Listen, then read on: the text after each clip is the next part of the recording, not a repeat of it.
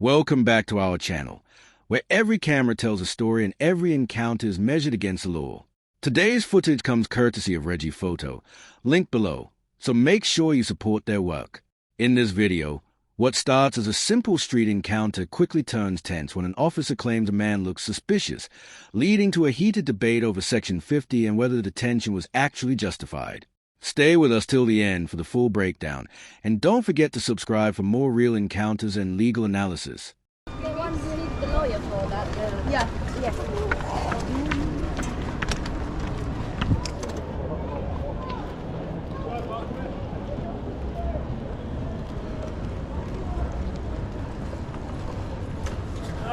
How are you? You okay? Yeah, you? What's up? Nothing. Seem a bit nervous, that's all, pal. Nervous? Yeah. I need some food. You just saw the cops and then... I didn't know you was a copper. No, you know them two, I was a big yellow thing. Sorry? He's a plain clothes officer. Oh, I said I didn't know he was a copper. Well, I told you otherwise, won't I? Pardon? If he was a police officer, I'd tell him to go away, won't I? I can't hear you. If he was a police officer, I'd tell him to go away, won't I? No, I didn't. The encounter begins with a slightly awkward interaction where the officer approaches a man and begins questioning him. At first, the conversation appears casual, but there's already a subtle tension forming as the officer suggests the man's behavior made him nervous. Situations like this often mark the beginning of what officers call a consensual encounter, where legally, the individual still has the right to walk away. No? No, but you look like you clocked the cops that are obvious. No, I clocked you. Oh, you clocked me? Yeah. Well, I'm pretty sure if you clocked me, you would have clocked the people that were out. No, because you were the first coming around the corner. What's your name, fella? Sorry? Oh, what, sorry? What's your name? Your name? Yeah. What for?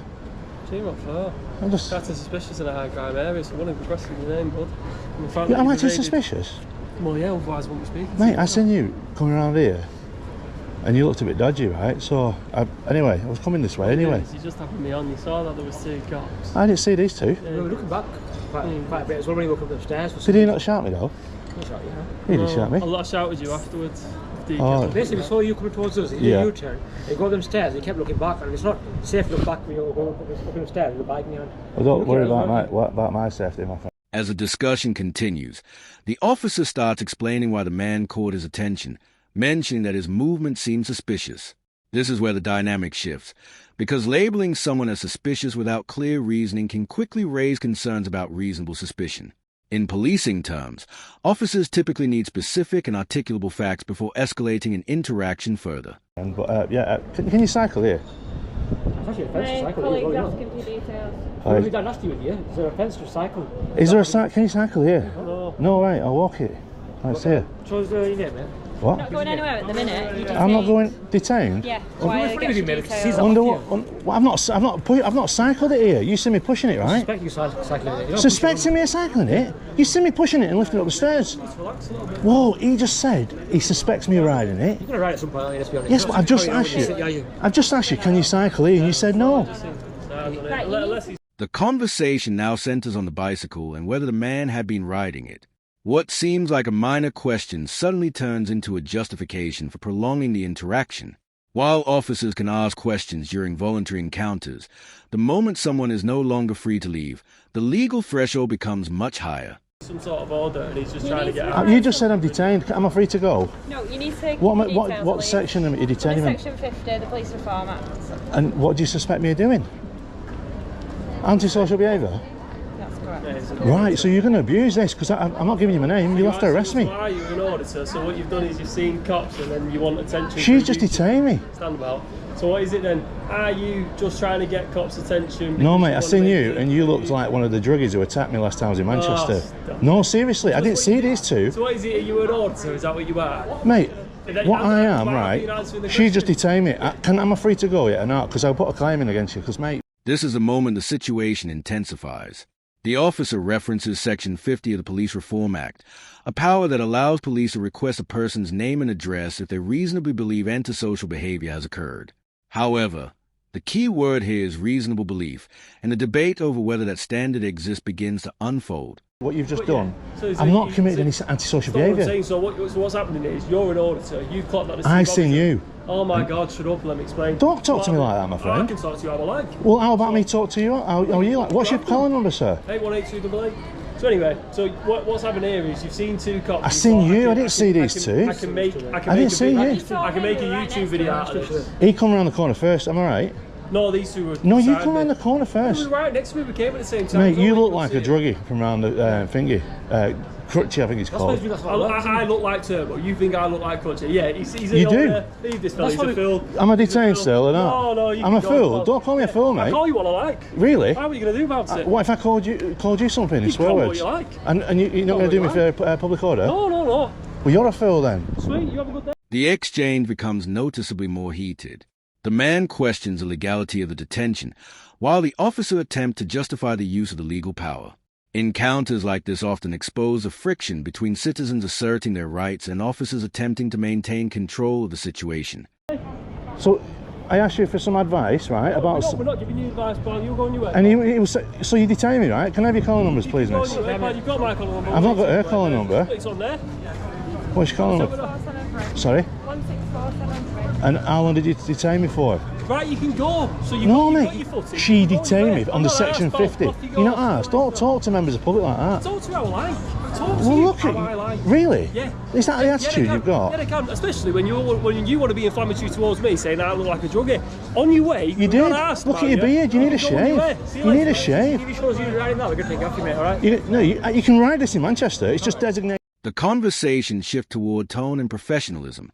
Personal remarks begin to creep into the interaction, which can undermine the authority of the officer and escalate tension unnecessarily. In public accountability cases, professionalism often becomes just as important as legality. Areas. Right, go on, leave him be. He's had his fun. See you later. Have I had my fun? Had your fun. Mate, just get a shave, will you? See you later. You like crutchy. Get a job. I've got a job. You wait. Have I not? That's inflammatory. No way.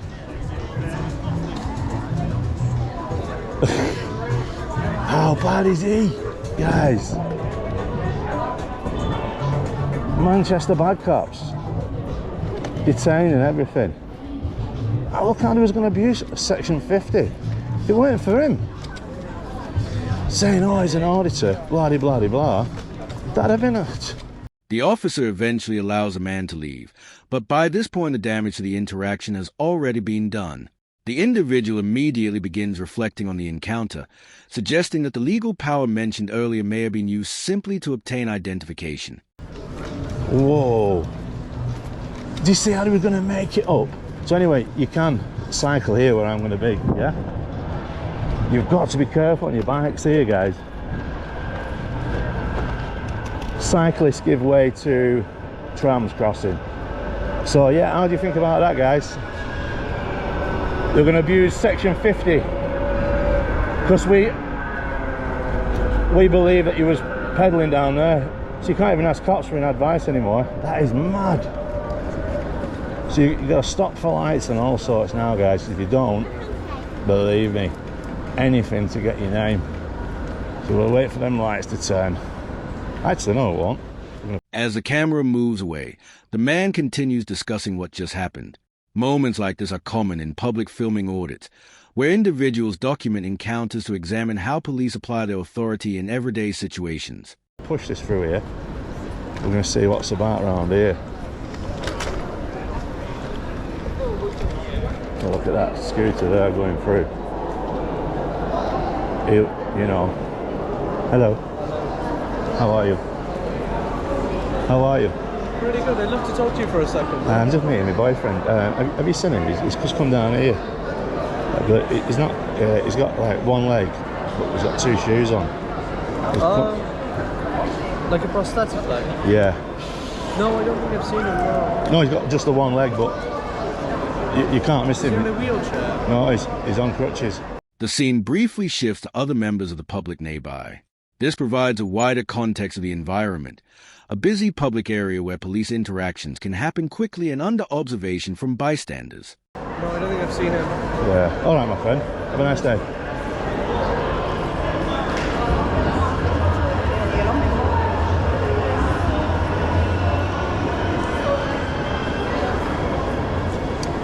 Yeah, that cop, the worst attitude of a cop ever. You can't turn the other way in front of them anymore. antisocial behaviour, crimes. They've got to see you doing things, not turning away, guys. You know, if these are the lengths people go to show you how bad some of our cops are, who can blame you, huh? The auditor continues analyzing the earlier exchange while moving through the area. These post-interaction reflections often highlight the public's growing awareness of police powers and how those powers are supposed to be used under the law. Because their attitude is shocking. And he gave him a name called Turbo, didn't he? So I didn't know that was his name, Turbo. But I thought he did look like Crutchy a bit like.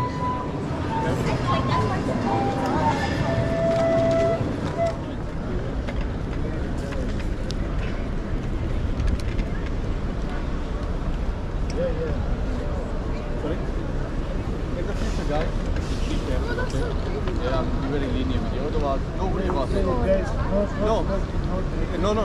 It's got nothing to do with you. I'm being very lenient with them. Can you move away from the face?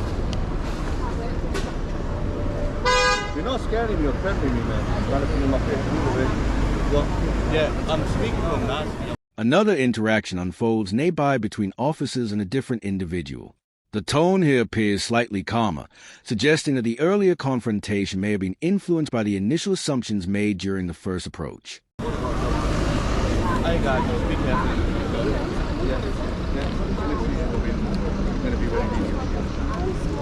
All right.